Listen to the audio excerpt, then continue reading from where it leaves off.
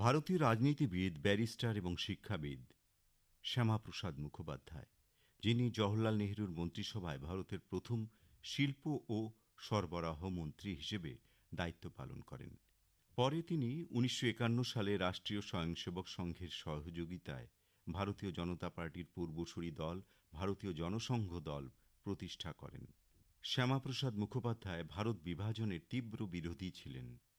1953 সালের 23শে জুন মহান এই নেতা পরলোক গমন করেন, আর 1901 সালের 6ই জুলাই শ্যামাপ্রসাদ মুখোপাধ্যায় জন্ম। মহরম মাস মুসলিম সম্প্রদায়ের জন্য শোক ও আত্ম উপলব্ধির মাস। এটি ইসলামিক নববর্ষের সূচনা করে এবং এই মাসের 10ম দিনে আশুরাতে কারবালার শোকাবহ ঘটনা ঘটে। শিয়া মুসলিমরা এটিকে ইমাম হোসেনের শাহাদাত এবং কারবালা প্রান্তরে তার পরিবারের সদস্যদের নির্মমভাবে হত্যার স্মরণে পালন করে। সুন্নি মুসলিমরাও এই দিনে রোজা রেখে আল্লাহর কাছে কৃতজ্ঞতা জানায় এবং ফেরাউনের অত্যাচার থেকে মুসা ও তাঁর অনুসারীদের রক্ষার জন্য স্মরণ করে।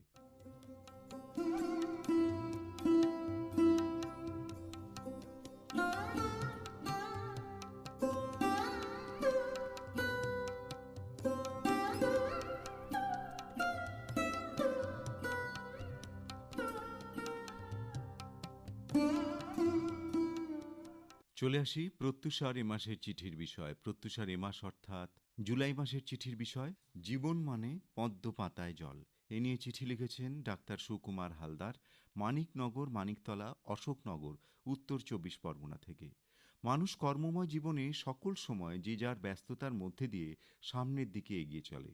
শৈশব থেকে তার চলার পথ শুরু হয়, তবে এই চলার পথ সময়ের সাথে সাথে পরিবর্তন হয়।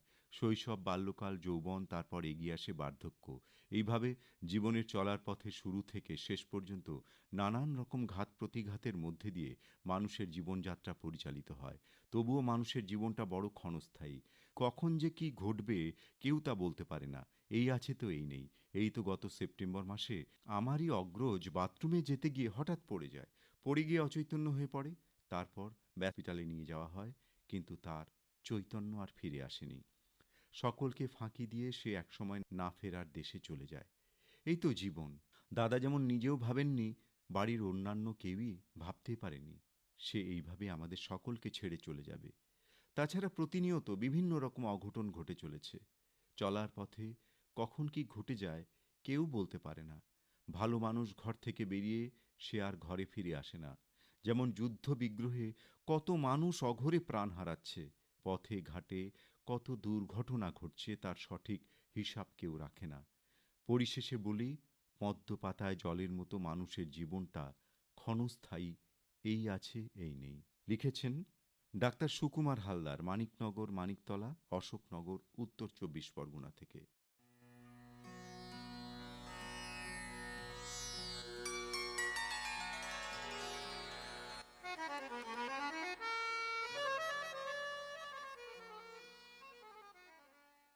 নাজিয়া রহমান, নজরুলপল্লী, সর্বমঙ্গলাপাড়া, পূর্ব বর্ধমান থেকে লিখছেন, জীবন মানে পদ্ম পাতায় জল।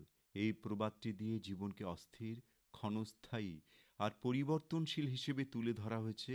এর অর্থ হল জীবন একটি পদ্ম পাতার উপর থাকা জলের বিন্দুর মতো, যা মুহূর্তের মধ্যে পড়ে যেতে পারে। অর্থাৎ জীবন খুব অনিশ্চিত এবং এর স্থায়িত্ব কম। এই প্রবাদটি সাধারণত জীবনের অস্থিরতা, পরিবর্তনশীলতা এবং ক্ষণস্থায়ী প্রকৃতি বোঝাতে ব্যবহৃত হয়।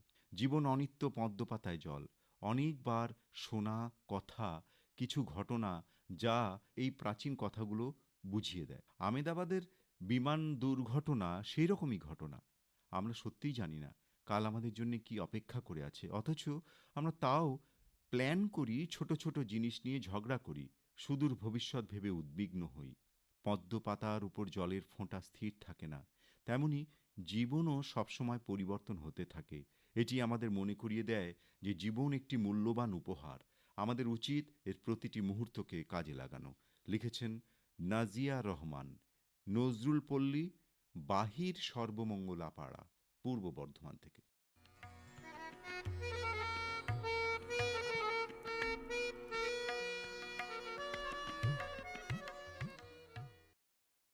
বিকাশ মণ্ডল, গ্রাম বাতপুর, পোস্ট জৌগ্রাম, থানা জামালপুর, জেলা পূর্ব বর্ধমান থেকে লিখছেন, শিয়ালদহ কৃষ্ণনগর লোকালের এমন কোনো নিত্যযাত্রী নেই যে কিনা সুগন্ধি ধূপকাঠি বিক্রেতা সদালাপি মৃগাঙ্কদাকে চেনে না।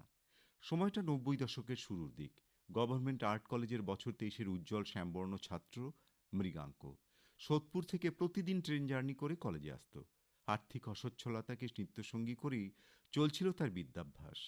কলেজের মধ্যমণি মিষ্টভাষী মৃগাঙ্কের প্রাণোচ্ছল জীবনী শক্তি প্রতি মুহূর্ত কলেজ ক্যাম্পাস সরগরম করে রাখত।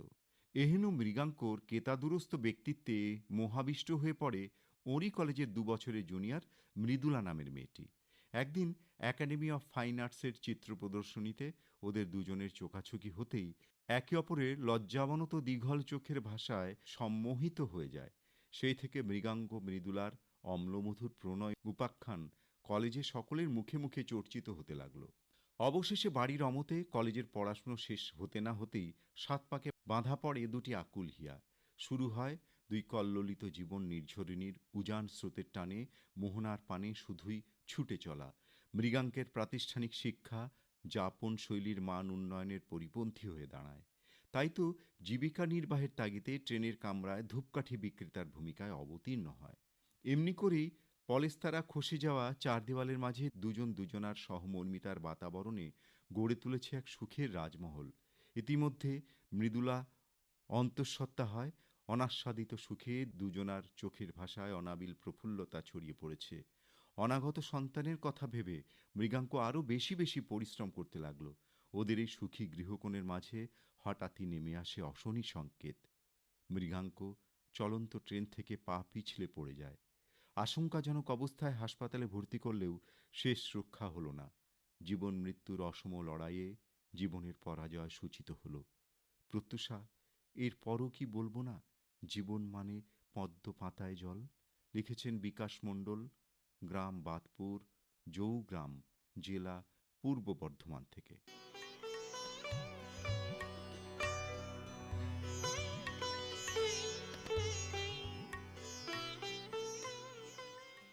সুজিত বণিক, ক্রান্তি শিশু তীর্থ বিদ্যানিকেতন, নিউ ক্রান্তি, ক্রান্তিহাট মাল, জলপাইগুড়ি থেকে লিখছেন, প্রিয় সাথী প্রত্যুষা, জীবন মানে পদ্ম পাতায় জল, করে টলমল, কখন যে নিভে যাবে কে জানে বলো।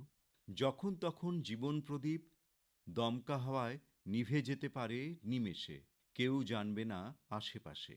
তাই জীবনের কাজগুলো সম্পন্ন করো চুপিসারে। চলা মানেই জীবন, থেমে যাওয়াই মরণ।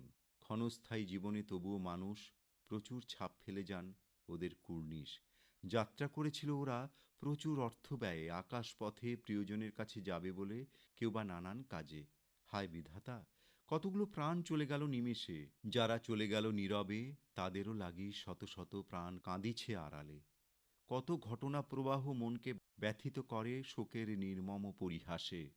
জন্ম সৃষ্টিকে কে না ভালোবাসে, কত আনন্দ উল্লাস উদ্দীপনা বয়ে আনে পৃথিবীতে। সৃষ্টির স্বাদ হয় সর্বদাই মিষ্টি। ধ্বংস নিয়ে আসে বিড়ম্বনা, বিভীষিকা, কালো মেঘ, বিষণ্ণতা, যন্ত্রণা। মনের চাওয়াগুলো চলে যায় নিমেষে। পদ্ম পাতায় জল করে টলমল। মৃত্যু তো অবধারিত চিরন্তন সত্য, প্রাকৃতিক নিয়ম। গোনা দিনেই মানুষ করিছে নানান অসাধারণ কাজ সিদ্ধ। অনেক সাধের ও সাধনার মানব জীবন করিতে সম্পন্ন। জীবের হিতে মানব কল্যাণে করি জীবন উৎসর্গ। করিতে অসাধারণ কিছু কাহার মন না চায়, যাহা শত জনমে মানুষ ভুলিবারে না পায়। প্রতিক্ষণে সময়ের সাথে এগিয়ে চলাই জীবন, থেমে যাওয়াই মরণ। ক্ষণস্থায়ী জীবন করিতে অমর, জয়ী হতে হবে জীবন সমর। শৈশব কৈশোর যৌবন তিনকে সফল করলেই ধন্য হবে মানব জীবন। মহাপুরুষের উপদেশ বাণী, গুরুজনের উপদেশ শুনি, চলিলে জীবন হবেই অগ্রণী। জীবন মানেই পদ্ম পাতায় জল, করে টলমল। স্বল্প সময়ে সুন্দর পরিবেশে সকলের সাথে সকলকে নিয়ে নিরাপদে জীবন করি সফল। লিখেছেন সুজিত বণিক, ক্রান্তি শিশু তীর্থ বিদ্যানিকেতন, নিউ ক্রান্তি, ক্রান্তিহাট মাল, জলপাইগুড়ি থেকে। ভেবে দেখো মন জীবন তোমার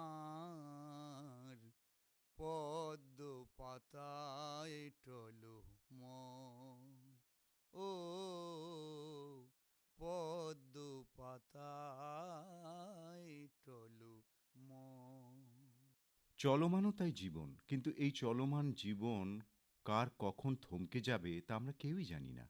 আজ আছি কাল নেই, হয়ে যেতেই পারি। তাই বেঁচে থাকার প্রতিটি মুহূর্ত খুব দামি। আমাদের প্রত্যেকের মুহূর্ত যাপন অনন্য হয়ে উঠুক। স্বামী বিবেকানন্দের বাণী অনুসরণ করে আমরা যদি আমাদের জীবিত কালে সমাজে একটা দাগ রেখে যেতে পারি, তবে আমাদের সমাজ উন্নত থেকে উন্নততর হয়ে উঠবেই। জীবন ক্ষয়িষ্ণু।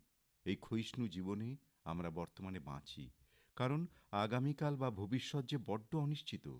যা কাল করব বলে ভেবে বসে আছি, তাকে আজকেই সম্পন্ন করতে হবে। জীবনের অন্তিম সময়ে যেন আমাদের আক্ষেপ করতে না হয় যে এমন মানব জমিন রইল পতিত, আবাদ করলে ফলতো সোনা। অতি সম্প্রতি ঘটে যাওয়া অঘটনগুলো যদি আপনার মনকেও এই ভাবনায় আন্দোলিত করে থাকে, তবে সেই ভাবনাগুলোকে একত্রিত করে লিখে ফেলুন। কারণ জুলাই মাসে প্রত্যুষার বিষয় ভাবনা জীবন মানে পদ্ম পাতায় জল। লিখুন ২০০ শব্দের মধ্যে। আর আপনার চিঠি পৌঁছে যাওয়া চাই মাসের ২৫ তারিখের মধ্যে এই ঠিকানায় airprotyusha@gmail.com। এছাড়া সাধারণ ডাকযোগেও আপনি আপনার পত্র পাঠাতে পারেন। প্রত্যুষার জুলাই মাসের বিষয় ভাবনা জীবন মানে পদ্ম পাতায় জল। ভেবে দেখো মন, জীবন তোমার পদ্ম পাতায় টলমল। ও পদ্ম পাতায় টলমল। প্রত্যুষা আজ এ পর্যন্তই। প্রত্যুষা আবার আগামীকাল। নমস্কার।